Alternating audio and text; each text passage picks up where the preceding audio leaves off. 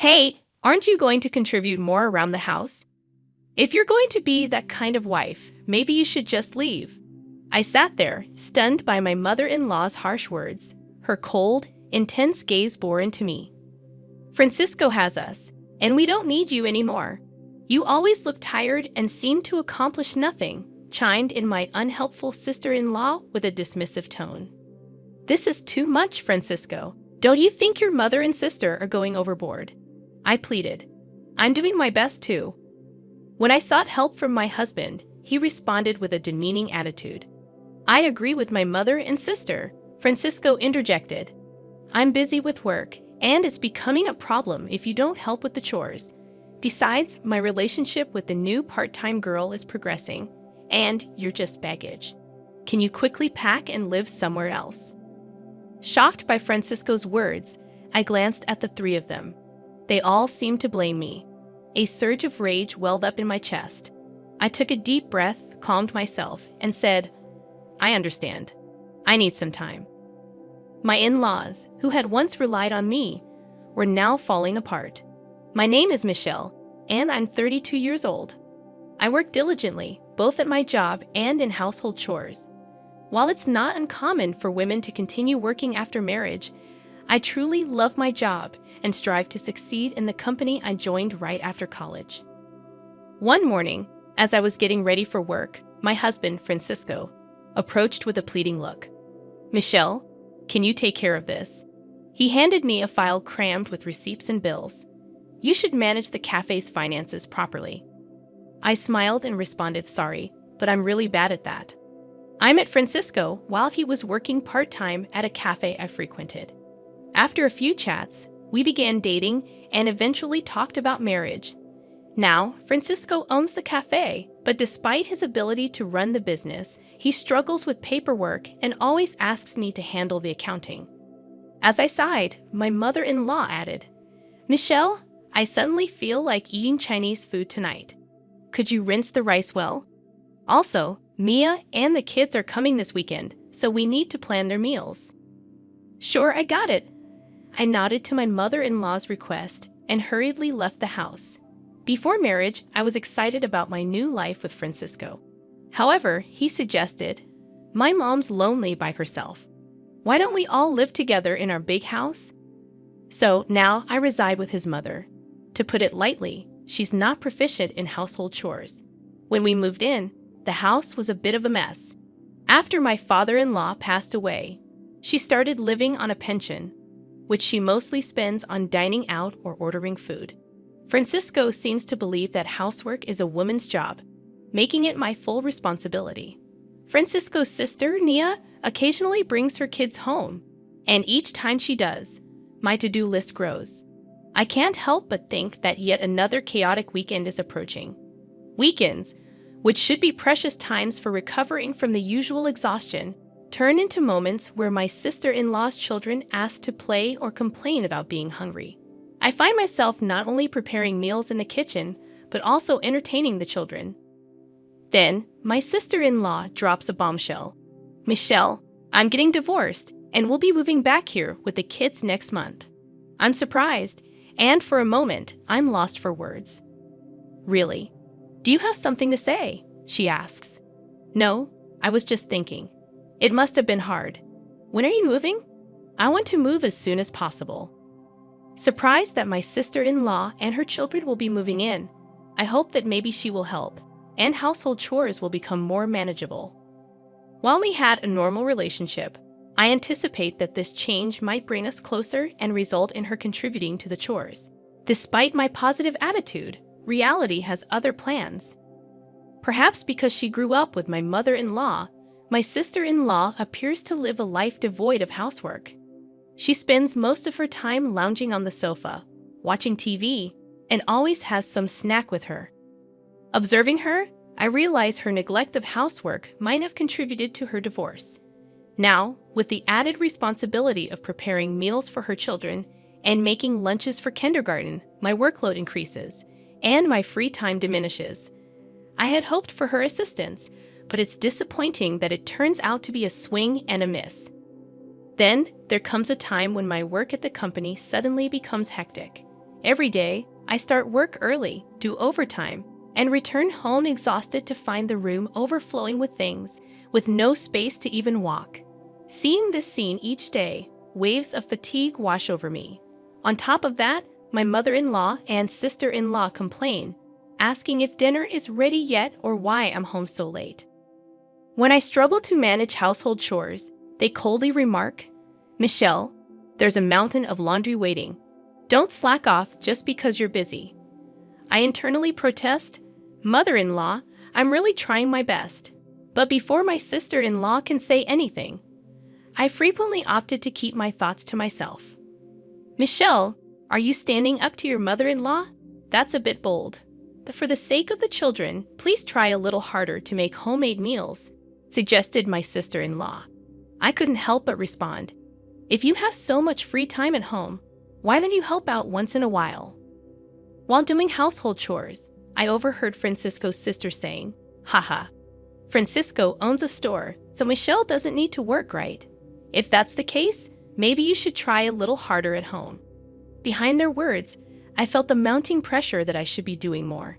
That night, at the peak of my stress, I decided to speak my mind to Francisco.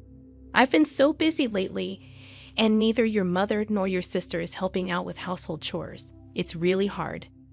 "Michelle, you're not speaking ill of our family, are you?" Francisco's eyes sharpened a bit, and I braced myself. "That's not what I mean, but it's hard for me to do everything by myself. If you helped out once in a while, things would be a little easier for me. I'm busy managing the store. It's different from a regular job. Housework is the wife's responsibility, right?" Even though disappointed by his response, I sat and pondered. A good idea suddenly popped into my head, and I silently pumped my fist. I immediately grabbed my smartphone, opened my favorite online shop, and started adding necessary items to the cart. After completing the purchase, I went to bed satisfied.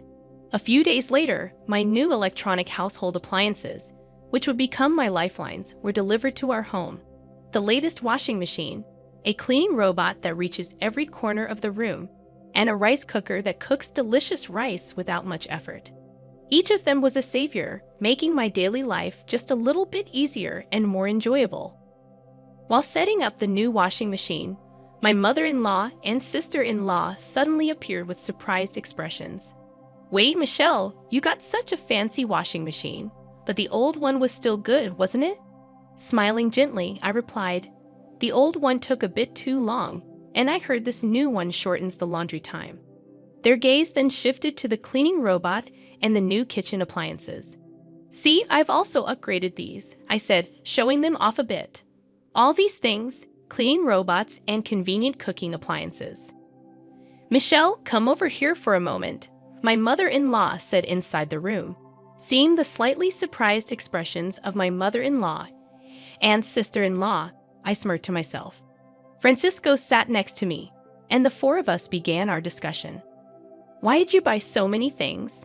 My mother-in-law raised her voice. "Do you really need all these new appliances?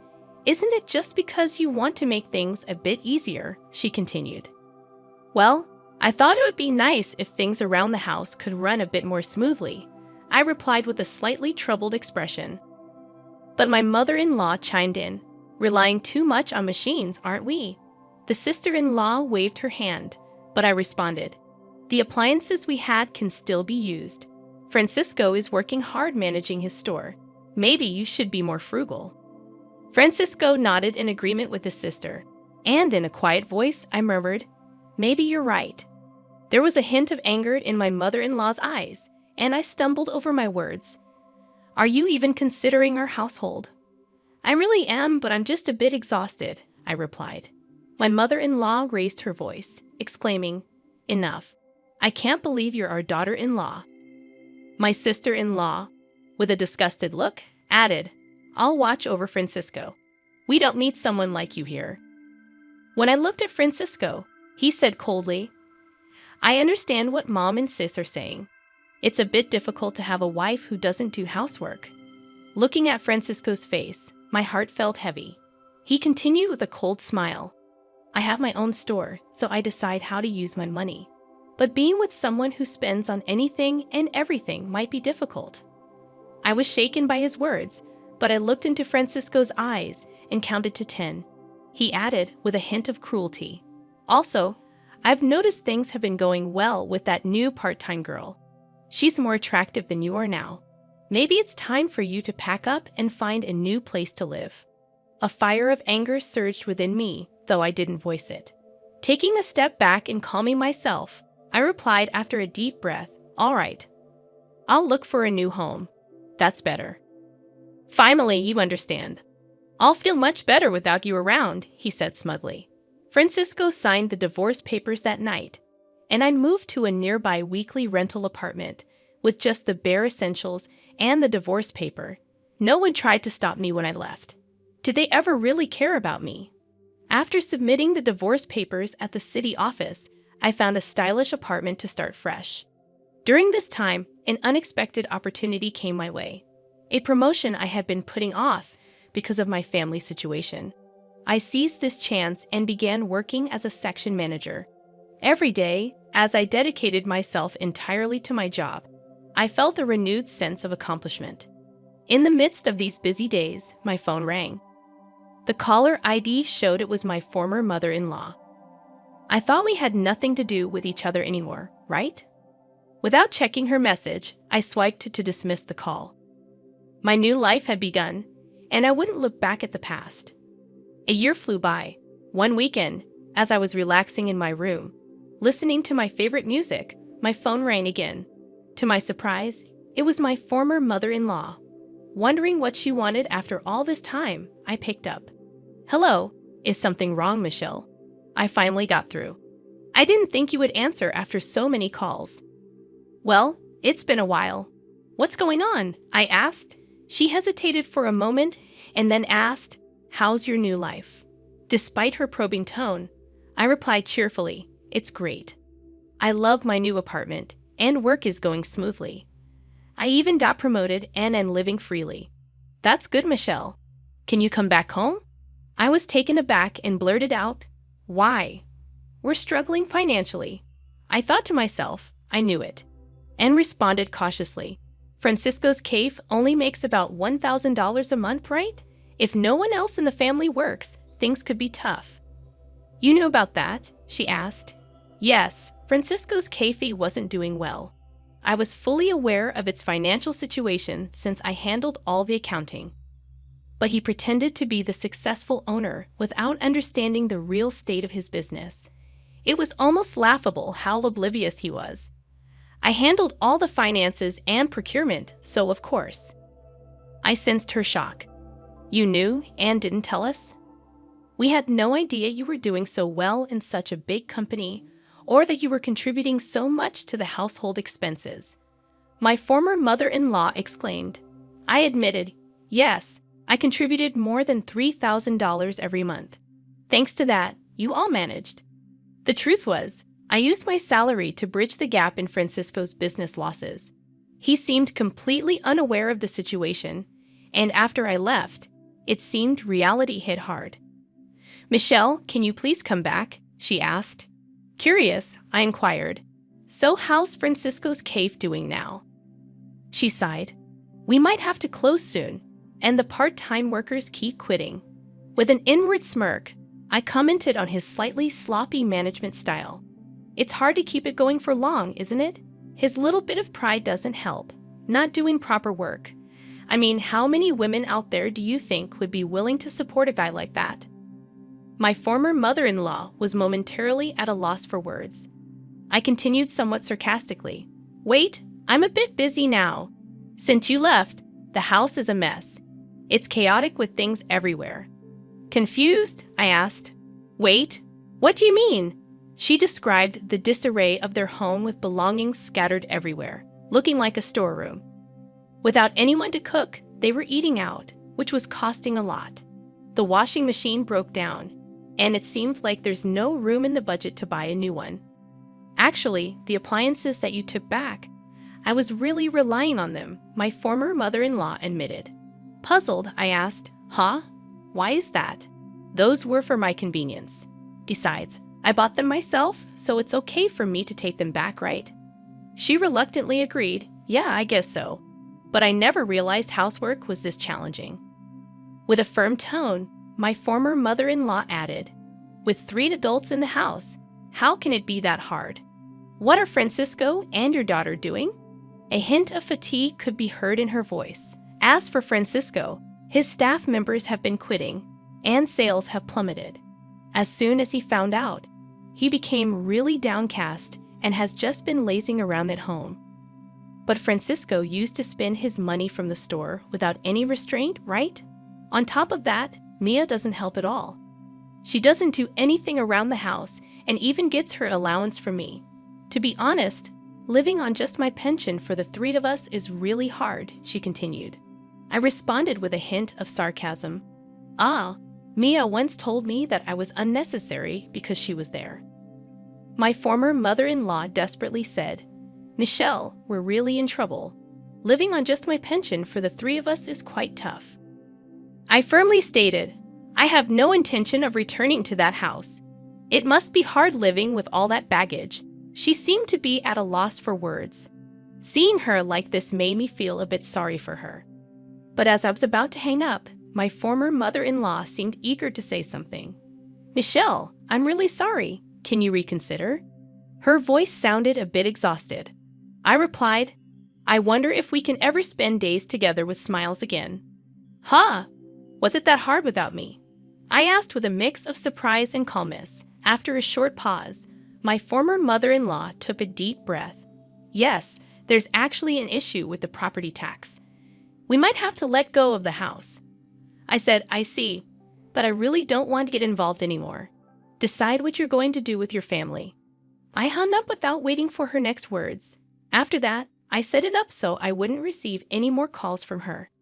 In my room, holding my favorite mug filled with aromatic coffee, I enjoyed my time alone, looking at the outside scenery. A smile spontaneously appeared on my face. A few months later, when I passed by the cafe where Francisco used to work, I noticed the place was now quiet and empty. Recalling its past liveliness, I felt a bit nostalgic. It seems they really closed the shop. While walking around the old town, I became curious about my former in-law's house and saw a sold sign. Coincidentally, I bumped into an old neighbor in town. According to her, those 3 had quickly sold their house and moved to a small apartment nearby. In their new home, there were always loud arguments and even the smell of garbage. It seems the neighbors are quite bothered, and it has become a bit of local gossip. I thought, it must be tough for them, but with a bit of effort, life can change. I wondered why they don't try. As I gazed at the old house, these thoughts wandered in my mind. A lot has happened to me since then, but I'm living each day to the fullest. In fact, a handsome guy from my workplace confessed, saying, "I really admire your hardworking nature." Now we're enjoying our dates, and I'm really looking forward to what the future holds. If I get married again, I really want to be happy. I'm feeling very excited about it now.